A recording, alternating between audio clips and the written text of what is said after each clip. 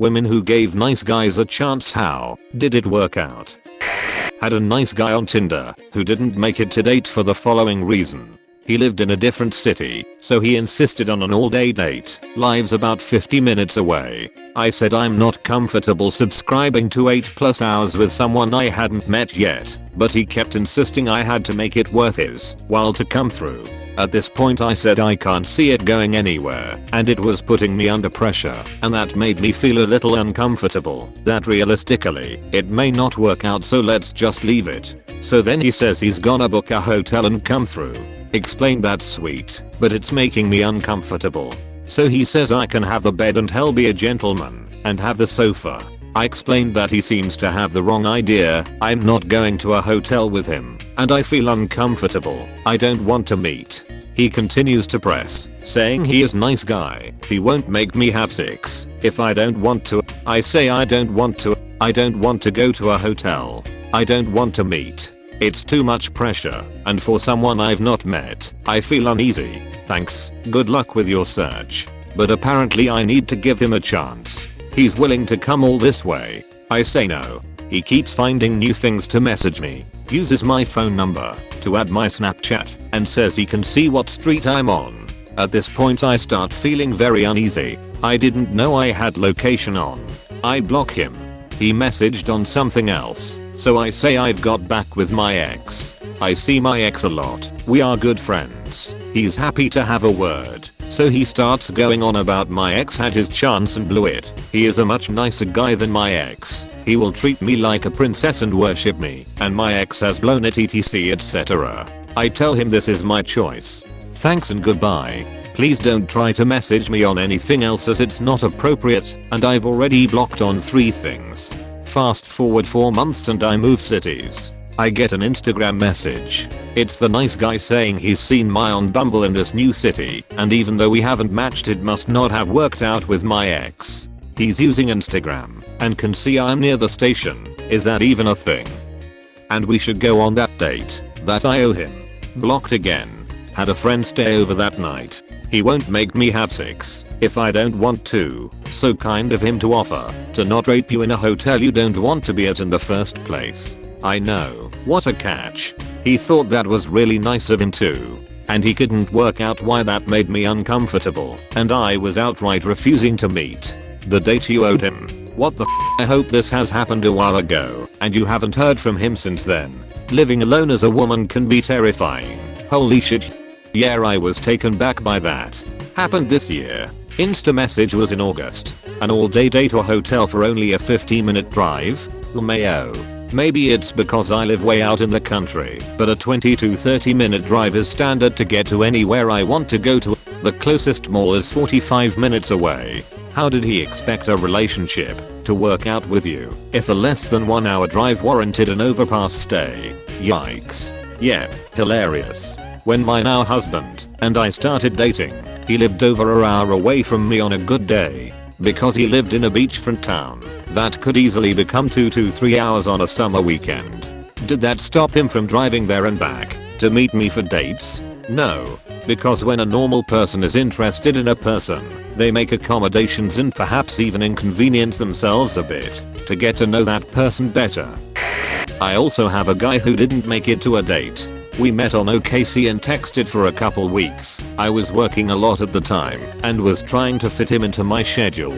One night he calls me, which I found weird because we didn't talk on the phone up to that point, and I'm antisocial mayo, and I text him and say sorry, I'm taking care of a sick friend. What's up?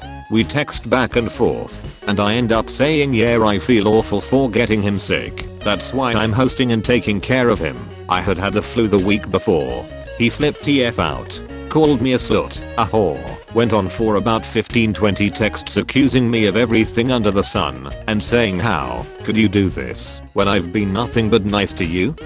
Once he wore himself out I responded something to the effect of, it was nice getting to know you, but I'm going to pass on a date. Your reaction without asking questions is a huge red flag for me when we haven't even met yet. Best of luck to you. And for the record, my friend is gay, which I happily could have told you if you asked. I shit you not, he texted me the next he texted me demanding a date. When I said, "Are you f***ing kidding?" he said, "Go out with me, so then you can say we've met." No thanks, bud. He seemed a bit shy but goofy, smart and genuinely kind when he approached me, so I agreed to go out, and we hit it off at first. Deep meaningful conversation about our personal challenges, him quickly meeting my friends and me being the first person he called after a family emergency. We were both pretty vulnerable, but things were seemingly progressing somewhat well. One day he was on Tinder in bed next to me, and when called on it, he said that dating me had made him realize that he needed more confidence and experience with women, and thus needed to date a lot more different people, but that he only the others at their houses, so I was obviously his number one.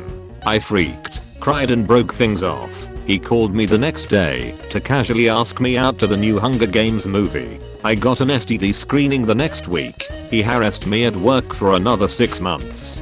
That's next level nice. Some would even say he's a great guy. Yeah, a great pile of crap. This made me spit my coffee out. Thanks. Oh yes, the shy goofy nerdy type who begs for a single woman to give him a chance, and then you do, and he gets to thinking you've woken some sleeping giant Casanova, and he simply can't limit himself anymore. Mayo Taylor's old as time, he'll be back. They always a laugh in his face.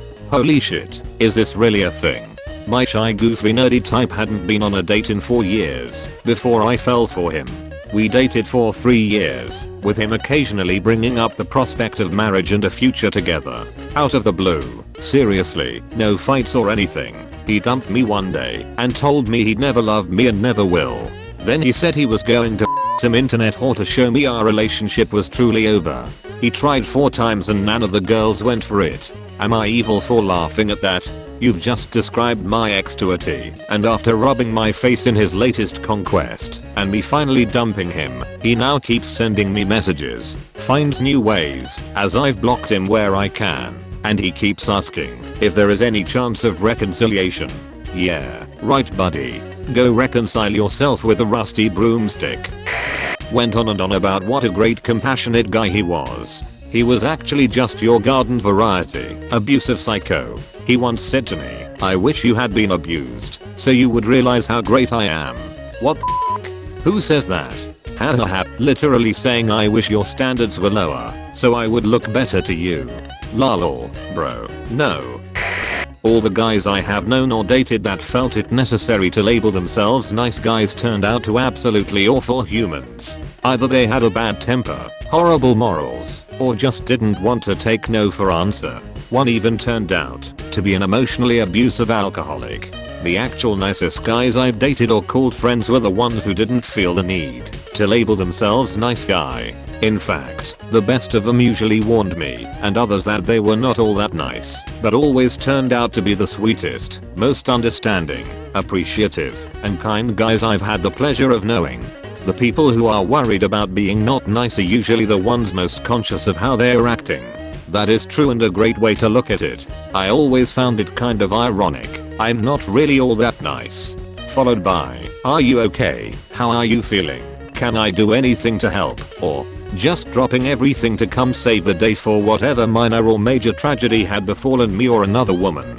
Some of these were self-proclaimed bad boys. And people still wonder why some of us swoon over that bad boy type. When I had my first ocular migraine, I was at my desk at work in the Loop, downtown, in Chicago, and basically started tripping balls out of nowhere. My boss called my husband, who was at his grad school a couple of miles away, and my husband literally ran to me. He said he checked Google Maps and realized that traffic would make public transit take a while, and he has these gorgeous, tree-like muscular legs, as if he's descended from warriors who were designed to charge uphill swinging battle axes or something, and he got to me crazy fast. Then he bundled me into a cab and brought me to my doctor, who had been called and was waiting for me. It was the sexiest thing during one of the scariest hours of my life.